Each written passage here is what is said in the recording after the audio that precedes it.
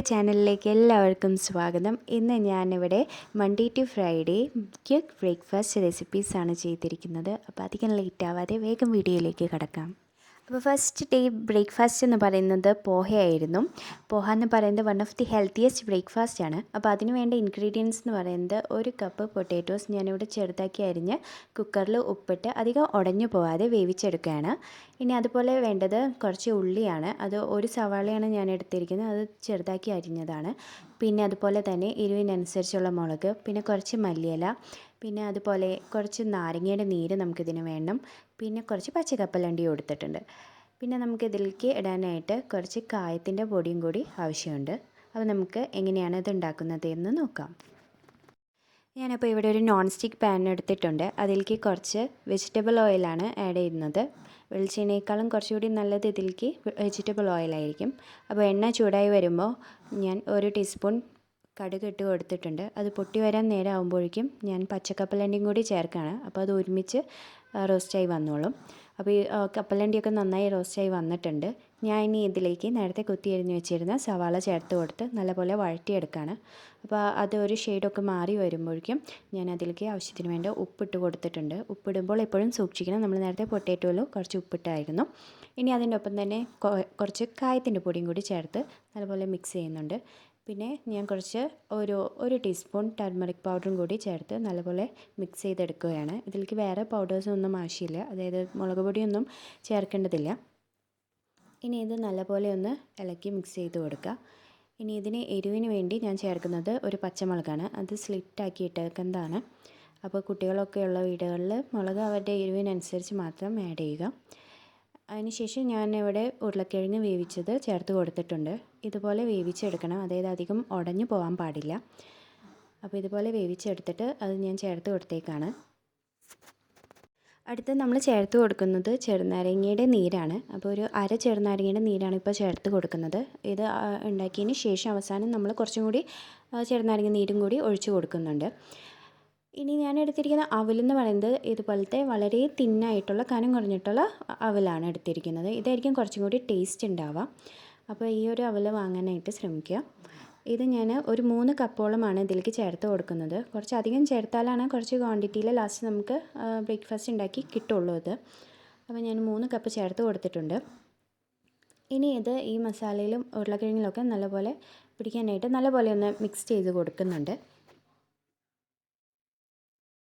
ഇത് അധികം നേരം ചൂടാക്കേണ്ട കാര്യമില്ല, അത് പെട്ടെന്ന് ചിലപ്പോൾ ഫ്രൈ ആയി പോകാൻ ചാൻസ് ഉണ്ട്. അതുകൊണ്ട് ജസ്റ്റ് ഒരു 1 or 2 മിനിറ്റ്സ് ചൂടാക്കിയതിന് ശേഷം നമ്മൾ കുറച്ച് മല്ലിയില ചേർത്ത് കൊടുക്കുന്നുണ്ട്. മല്ലിയിലയുടെ ആ ഒരു ഫ്ലേവർ വളരെ ടേസ്റ്റ് ഉണ്ടായിരിക്കും ഈ ഒരു പോഹയ്ക്ക്. അതുപോലെ തന്നെ ലാസ്റ്റ് ഞാൻ കുറച്ച് നാരങ്ങ നീരും പിഴിഞ്ഞത് ചേർത്ത് കൊടുത്തിട്ടുണ്ട്. അപ്പോൾ വെയിറ്റ് ലോസിന് ഇത് വളരെ ഹെൽപ്ഫുള്ളായിരിക്കും, കാരണം കാർബോഹൈഡ്രേറ്റ്സും ഫൈബേഴ്സും അടങ്ങിയിട്ടുള്ളൊരു ബ്രേക്ക്ഫാസ്റ്റാണിത്. അപ്പോൾ ഇത് നിങ്ങളുടെ ഡയറ്റിൽ ഉൾപ്പെടുത്താനായിട്ട് മാക്സിമം ശ്രമിക്കുക. സെക്കൻഡ് ഡേ ബ്രേക്ക്ഫാസ്റ്റ് റെസിപ്പി നമ്മൾ ചെയ്തിരിക്കുന്നത് പാൻ കേക്കിൻ്റേതാണ്. അപ്പോൾ അതിനാവശ്യമായിട്ട് ഞാനിവിടെ 2 കപ്പ് ഗോതമ്പ് പൊടി എടുത്തിട്ടുണ്ട്. അതുപോലെ തന്നെ 1 ടീസ്പൂൺ ബേക്കിംഗ് പൗഡർ, അതുപോലെ 1/2 ടീസ്പൂൺ ഉപ്പും കൂടി ചേർത്ത് കൊടുത്തിട്ടുണ്ട്. പിന്നെ നമ്മളിവിടെ ഒരു ചോക്ലേറ്റ് പാൻ കേക്കാണ് ഉദ്ദേശിക്കുന്നത്. അപ്പോൾ ഞാനിവിടെ 2 ടേബിൾ സ്പൂൺ കൊക്കോ പൗഡറും ചേർത്തിട്ട് നല്ലപോലെ അരിപ്പയിലൂടെ അരിച്ചു കൊടുത്തിട്ടുണ്ട്. അതിലേക്ക് 3 ടേബിൾ സ്പൂൺ ഷുഗർ ഞാൻ ചേർത്ത് കൊടുക്കുകയാണ്. ഇനി നമ്മൾ മിക്സിയുടെ ചെറിയൊരു ജാർ എടുക്കുക. ബീറ്റർ ഉള്ളവർക്ക് അത് യൂസ് ചെയ്യാം. ഞാനിപ്പോൾ മിക്സിയുടെ ചെറിയ ജാറിലേക്ക് 1 കോഴിമുട്ടയും അതുപോലെ തന്നെ 1 ടീസ്പൂൺ വാനില എസൻസും ചേർത്തിട്ടുണ്ട്. പിന്നീട് ഞാൻ 3 ടേബിൾ സ്പൂൺ തൈരാണ് എടുത്തിരിക്കുന്നത്. അതുപോലെ 3 ടേബിൾ സ്പൂൺ വെജിറ്റബിൾ ഓയിലും ഒഴിച്ച് കൊടുത്ത് നല്ലപോലെ ബീറ്റ് ചെയ്തെടുക്കുകയാണ്. ഇത് നമ്മുടെ ഡ്രൈ ഇൻഗ്രീഡിയൻസിലേക്ക് ഒഴിച്ചിട്ട് നല്ലപോലെ മിക്സ് ചെയ്ത് ഫോൾഡ് ചെയ്തെടുക്കാം. ഇനി നമ്മൾ തിൻ ബാറ്ററാണ് ഇതുകൊണ്ട് ഉണ്ടാക്കുന്നത്. അപ്പം നമുക്ക് വേണമെങ്കിൽ വെള്ളമോ അല്ലെങ്കിൽ പാലോ ചേർത്ത് നല്ലപോലെ മിക്സ് ചെയ്ത് അതിലേക്ക് ഇഷ്ടമാണെങ്കിൽ കുറച്ച് ടൂട്ടി ഫ്രൂട്ടിയും ചേർത്ത് കൊടുത്തിട്ടുണ്ട്. അടുത്ത സ്റ്റെപ്പായിട്ട് നമ്മൾ ഒരു നോൺ സ്റ്റിക്ക് പാനിൽ കുറച്ച് ബട്ടർ തടവിയതിന് ശേഷം ഈ ഒരു ബാറ്റർ ചേർത്ത് കൊടുക്കുകയാണ്. ഞാൻ 2 കൈയിലോളം ബാറ്ററാണ് ഒഴിച്ച് കൊടുത്തിരിക്കുന്നത്. ഇതൊന്ന് ചൂടായി വരുമ്പോൾ നമുക്കിതിലേക്ക് ഇങ്ങനെ ബബിൾസ് വീഴുന്നത് കാണാം. അപ്പോൾ നമുക്കിതൊന്ന് ഫ്ലിപ്പ് ചെയ്ത് കൊടുക്കാം. അപ്പോൾ ഇത് മറിച്ചിട്ടതിന് ശേഷം നമുക്ക് 1 മിനിറ്റോളം കുക്ക് ചെയ്താൽ മതി. അതിനുശേഷം നമുക്കിതൊരു പ്ലേറ്റിലേക്ക് മാറ്റിയെടുക്കാം. ഞാനിപ്പോൾ ഇവിടെ ഗാർണിഷിങ്ങിന് വേണ്ടി കുറച്ച് ബനാനാസ് കട്ട് ചെയ്ത് വെച്ചിട്ടുണ്ട്. അതുപോലെ തന്നെ കുറച്ച് സോസേജാണ് എടുത്ത് വെച്ചിരിക്കുന്നത്. ഇനി ഇതിൻ്റെ മുകളിലേക്ക് ഞാനിവിടെ ഹണിയാണ് ചേർത്ത് കൊടുക്കുന്നത്. മേപ്പിൾ സിറപ്പ് ഉള്ളവർക്ക് അത് ആഡ് ചെയ്ത് കൊടുക്കാം. ഞാനിപ്പോൾ ഹണി ഒഴിച്ച് കൊടുത്തിട്ടുണ്ട്. അപ്പോൾ ഇത് വളരെ പെട്ടെന്ന് ചെയ്തെടുക്കാവുന്ന വളരെ ഹെൽത്തി ആയിട്ടുള്ള ഒരു ബ്രേക്ക്ഫാസ്റ്റാണ്. വെനസ്ഡേ നമ്മൾ ഉണ്ടാക്കിയിരിക്കുന്ന ബ്രേക്ക്ഫാസ്റ്റ് സാൻഡ്വിച്ച് ആയിരുന്നു. അപ്പോൾ ഇതിന് വേണ്ട ഇൻഗ്രീഡിയൻസ് എന്തൊക്കെയാണെന്ന് നോക്കാം. ഞാനിവിടെ ഒരു തക്കാളി കുരു എല്ലാം കളഞ്ഞിട്ട് ചോപ്പറിലേക്ക് രണ്ടായിട്ട് കട്ട് ചെയ്തിട്ട് വെച്ചിട്ടുണ്ട്. അതുപോലെ തന്നെ ഒരു സവാളയും ഇതുപോലെ 4 പീസായിട്ട് കട്ട് ചെയ്ത് മാറ്റുകയാണ്. പിന്നെ ഇതിലേക്ക് ഞാൻ ഒരു അര ക്യാപ്സിക്കം കുരു എല്ലാം കളഞ്ഞിട്ട് ചേർത്ത് കൊടുത്തിട്ടുണ്ട്. പിന്നെ കുറച്ച് മല്ലിയിലയും കൂടി ഇട്ട് കൊടുത്തതിന് ശേഷം നല്ല പോലെ ഒന്ന് ചോപ്പ് ചെയ്തെടുക്കുകയാണ്. അതായത് വളരെ ചെറുതാക്കിയാണ് ചോപ്പ് ചെയ്ത് എടുക്കാൻ പോകുന്നത്. ഈ ചോപ്പ് ചെയ്തതെല്ലാം ഞാൻ ഒരു ബൗളിലേക്ക് മാറ്റിയതിന് ശേഷം അതിലേക്ക് 2 ടേബിൾ സ്പൂൺ മയോണൈസ് ചേർത്ത് നല്ല പോലെ മിക്സ് ചെയ്ത് കൊടുക്കുന്നുണ്ട്. അടുത്ത് ഞാൻ ചെറിയൊരു എരിവിനായിട്ട് കുറച്ച് കുരുമുളക് എടുത്ത് ചതച്ചതിലേക്ക് ചേർത്ത് കൊടുക്കുന്നുണ്ട്. അപ്പോൾ ഓരോരുത്തരുടെ സ്പൈസ് ലെവലിനനുസരിച്ച് നമുക്ക് എത്രയാണ് വേണ്ടതെന്ന് വെച്ചാൽ ആഡ് ചെയ്ത് കൊടുക്കാം. അതിന് ശേഷം ഞാനിവിടെ ചിക്കൻ സലാമി എടുത്ത് അത് രണ്ടും ഒന്ന് എണ്ണയിൽ ഫ്രൈ ചെയ്തെടുക്കുന്നുണ്ട്. അപ്പോൾ നിങ്ങൾക്ക് ഇതിന് പകരം വേണമെങ്കിൽ ഓംലെറ്റ് ആയാലും ചേർത്ത് കൊടുക്കാവുന്നതാണ് ഈ ഒരു സാൻഡ്വിച്ചിലോട്ട്. അപ്പോൾ ഞാനിപ്പോൾ 2 സ്ലൈസ് ബ്രെഡ് എടുത്തിട്ട് അതൊന്നിലേക്ക് ഓണിയൻ മയോണൈസ് മിക്സ് നല്ലോണം സ്പ്രെഡ് ചെയ്ത് കൊടുക്കുന്നുണ്ട്. അതിൻ്റെ മുകളിലോട്ടായിട്ട് ഞാൻ സലാമി ഫ്രൈ ചെയ്തതും ചേർത്ത് കൊടുക്കുകയാണ്. ഇനി അതിൻ്റെ മുകളിലോട്ട് ഞാൻ ഒരു ചീസിൻ്റെ സ്ലൈസ് വെച്ച് കൊടുക്കുന്നുണ്ട്. അതിനുശേഷം മറ്റേ സൈഡിലും ഞാൻ കുറച്ചും കൂടി ഓണിയൻ മയോണൈസ് മിക്സ് ചേർത്ത് ഇനിയും കുറച്ച് ബട്ടർ 2 സൈഡിലും തടവിന് ശേഷം ഒന്ന് പാനിൽ ഒന്ന് ചൂടാക്കിയെടുക്കുകയാണ്. അപ്പോൾ നമ്മുടെ വളരെ ഈസി പീസി ആയിട്ടുള്ള സാൻഡ്വിച്ച് ഇവിടെ റെഡിയായി വന്നിട്ടുണ്ട്. ഇനി നമ്മൾ അടുത്ത തേഴ്സ്ഡേ ഉണ്ടാക്കിയിരിക്കുന്ന ബ്രേക്ക്ഫാസ്റ്റ് ഒരു ഒനിയൻ പറാത്തയാണ്. ഇതെങ്ങനെയാണ് ഉണ്ടാക്കുന്നതെന്ന് നോക്കാം. അപ്പോൾ ഞാൻ ഇതിനെടുത്തിരിക്കുന്ന ഫില്ലിങ്സ് എന്ന് പറയുന്നത് നേരത്തെ നമ്മൾ സാൻഡ്വിച്ചിനെടുത്ത അതുപോലെ തന്നെ സെയിം ഫില്ലിംഗ് തന്നെയാണ്. അതായത് ഒരു സവാള, ഒരു ടൊമാറ്റോ കുരു കളഞ്ഞത്, ക്യാപ്സിക്കം പകുതി, പിന്നെ അതുപോലെ മയോണൈസ് 2 ടേബിൾ സ്പൂൺ ചേർത്ത് മിക്സ് ചെയ്ത് വെച്ചിരിക്കുന്നതാണ്. ഇനി നമുക്ക് ഇതിലേക്ക് ആ ഒരു മിക്സ് ചപ്പാത്തി പരത്തിയിട്ട് അതിൻ്റെ ഒരു സൈഡിലോട്ട് ചേർത്ത് കൊടുക്കാം. ഇതുപോലെ സ്പ്രെഡ് ചെയ്ത് കൊടുക്കാം. ഇനി അതിൻ്റെ മുകളിലോട്ടായിട്ട് കുറച്ച് ചീസ് നമുക്ക് ഗ്രേറ്റ് ചെയ്തിടുകയോ അല്ലെങ്കിൽ സ്ലൈസ് ആയിട്ടുള്ളതാണെങ്കിൽ ഇതുപോലെ കട്ട് ചെയ്തിട്ടതിന് ശേഷം ഈ ചപ്പാത്തിയുടെ സൈഡ് മുഴുവൻ ഒന്ന് പ്രസ് ചെയ്ത് അതിങ്ങനെ ഒന്ന് സീൽ ചെയ്ത് വെക്കുന്ന പോലെ ആക്കിയെടുക്കാം.